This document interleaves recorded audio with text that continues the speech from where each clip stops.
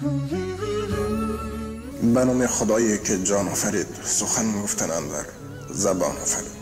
اما بعد، السلام علیکم و رحمت الله و برکاته. پدران و مادران عالی قدر و برادران و خواهران اهل اسلام من، بنده امروز خواستم برای شمایان یک قصه دیگری را با نام دعای خیر به سمع شما رسانم. و اگر در وقت گفتن این حکایت اگر به خداگی راه دهم، الهی الله تبارک و تعالی مرا مغفرت کند و از همه شمایان معذرت میخواهم. در یک دهه خورده یک مرد سال خورده با نام احمد با 3 نفر فرزندان خود، جاوید، ظاهر و عبدالله زندگی میکرد. با امر الهی همسر این مرد بر وقت ترک دنیا کرده بود و این مرد برای 3 نفر فرزندان خود هم پدر و هم مادر شده اونان را با نان حلال به آیا میرساند. و روز این مرد بیمار سخت میشود و در بیمارخانه بستری میگردد و بعدا طبیبان اون بیمارخانه برای این مرد خبر میرسانند که این مرد به یک بیماری بی‌دوا دچار گشته است و چند روز دیگر است که این مرد میتواند فرزندان خود را ببیند. اهل مردم این دیار این مرد را بسیار حرمت میکردند، چون که این مرد فرزندان خود را تربیت خوب داده بود. لیکن این مرد نمیدانست که فرزندان او در اصل چرا انتظارند. یعنی وقتی که مرد در بیمارخانه بستری شد، فقط فرزند سوم یعنی عبدالله از حال پدرت خبر می گرفت، اما جاوید و ظاهر از پی مال و دنیا بود. وقتی طبیبان اون را فریاد کردند، هر 3 به نزد پدر آمدند و پدر گفت فرزندان من، با امر الهی روزی می شود که من ترک دنیا می کنم و تا حالانی که من زنده می خواهم بین شما بفهمم که تا چه اندازه عاقبت هست و تا چه اندازه یکدیگر را احترام میکنید. و میخوام در آخر به هر یک شما اون وصیت خود را تقسیم نمایم. فرزند اول میگوید پدر، ما هم دیگر رو احترام میکنیم، اون وصیت خود را آغاز کنید. فرزند دوم باشد میگوید پدر، برای ما چرا گذاشتید؟ لیک فرزند سوم عبدالله آرامانه می نشیند و میگوید پروردگارا، پدر ما را در پناه خود نگه دار. و در همین وقت پدر وقتی سخن را آغاز میکند میگوید جاوید، وقتی من وصیت را میگویم تو پسر کلانه من هستی و از تو خواهش میکنم که به هر رضای الله تبارک و تعالی اون وصیت مرا بین برادران خود برابر با هم تقسیم کنین و یکدیگر را احترام کنین. جاوید میگوید خوب پدر، خوب، سخن را آغاز کنید، چرا گذاشتید برای ما؟ پدر میگوید فرزند عزیزم،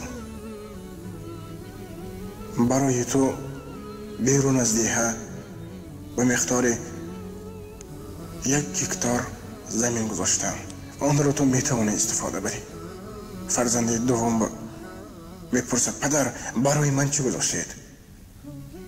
پسرم، برای تو از داخل شهر 1 خانه 3 حجرگی گرفتم و اون را تو میتوانی استفاده بری. و از فرزند سوم میگوید فرزندم، تو از من چی میخواهی؟ بگو. عبدالله میگوید پدر جان، 1 دست دعای خیر شما برای من از همه بی‌بها و قیمت ترین است. این را پدر میشنود و گریه میکند و میگوید الهی فرزندان مرا در پناه خود نگه دار و بین آنان مهر و عاقبت و احترام عزت یکدیگر را مستحکم کن. آمین یا رب العالمین. پدر میگوید جاوید و ظاهر، اون خانه‌ای که من زندگی میکنم این را من به برادر خرده‌تان عبدالله وصیت میکنم. این 2 برادران عاشق مال و دنیا در حس پدر خوب میگویند و لیک بعد اونه که پدر وفات میکند در پنهان اون حجتهای خانه را گرفته میفروشند و مبلغ خانه را به همدیگر تقسیم کرده عبدالله را در کوچه سرسان سرگردان میکنند. لیک بینید که فرزند عاقل بنده مؤمن اصیل همیشه در حمایه الله تبارک و تعالی است. زیرا عبدالله از پدر مال و دولت نی، سر و ثروت نی، برعکس یک دعای خیر پرسیده بود. از این رو روزی یک مرد در کوچه رفته ایستاده با این عبدالله آشنایی پیدا میکند و این عبدالله تمامی اون تاریخ حیاتی خود را به اون مرد نقل میکند و اون مرد گریه کنان میگوید برادر، الله یار و مددگار تو باد. در این دنیا من مال و دولت دارم و تمامی دولتم برای من کفایه و حتی اینکه زیادتی میکند، لیکن من برادری ندارم که با اون صحبتی دوستانه کنم و درد دل خود را بگویم و از تو خواهش دارم که برادر جانه من شو. عبدالله میگوید برادر، الله تبارک و تعالی ما را وقتی که آفرید برادر امر کرده است، یعنی در قرآن فرموده است انما المؤمنون اخوة، ما همیشه برادران جانیم. و این عبدالله با اون دوستی پیدا کردهش، یعنی با برادری پیدا کردهش کار تجارتی آغاز میکند. مبلغ حلال و با برکات را با آمده الله تبارک و تعالی به دست میارد. و روزی اون برادران نابکاری که این عبدالله را به کوچه بی خانه و در گذاشته بودند، روزی به نزدی اون برادر این عبدالله میگویم و میگویم برادر، برای ما کاری نیست که ادا کنیم. و هم برادر عبدالله را به نزد خود میخواند و میگوید برادر، اینجا 2 نفر مردان آمدند و میخواند در دست ما کار کنند. عبدالله میبیند و میگوید یا الله، این چه روزی است؟ این برادران من، این چه حال است؟ این چی شد که شما به این حالت افتادید؟ اون 2 برادران نابکار میگویند عبدالله، ما مال و دولت گویان عاشق این دنیای 2 روزه شده، تو را در کوچه سرسان گذاشته، امروز با اون کاری کرده خود صدها پشیمانیم، ما را ببخش. و این عبدالله که اون پندان در سایه پدر خدا را در یاد می داشت گفت برادران، وقتی الله تبارک و تعالی اون گناه های کبیره ما را می بخشد و من یک بنده عاجزم، البته شما را می بخشد. السلام علیکم و رحمت الله. و این برادران را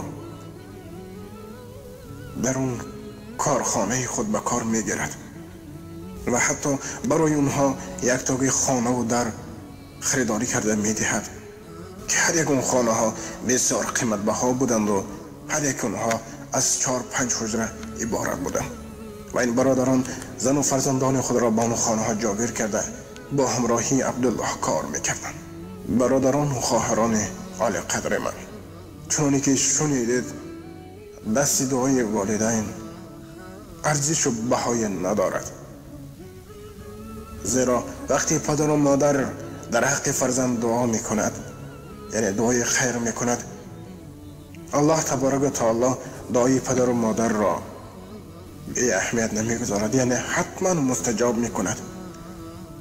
چون روزی مردی به نزد رسول اکرم صلی الله علیه و سلم آمده میپرسد یا رسول الله، حق پدر و مادر من در بالای من چیست؟ رسول الله صلی الله علیه و سلم میگویم پدر و مادری تو این جنت و دوزخی توست. یعنی وقتی پدر و مادر از تو رضاست، بدون که الله تبارک و تعالی از تو رضا می شود. و اگر وقتی پدر و مادر از تو نارضا رفت، وای بر حال تو بر این فرزند. پس ای برادران، در دنیا انسان بی خطا و بی گناه نیست. کوشش کنین به قدر پدر و مادر، به قدر اهل خانواده خود، به قدر هر یک دم و هر یک نفسی که میکشین، به قدر اون رسیده از فتنه کاری و از عاشق مال دنیا شدن دور باشین و یک دیگر را عزت و احترام کرده به قدر برادران خود برسین. زیرا این دنیا دو روزه است و برگشت ما حتما به سوی الله هست و ما در نزد الله حساب کتاب خواهیم داد.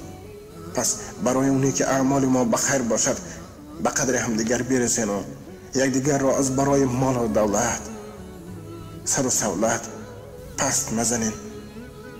و ناخل دوان الحمد لله رب العالمین. السلام علیکم و رحمت الله و برکاته. با احترام دوست و برادری شما، امید رحمت.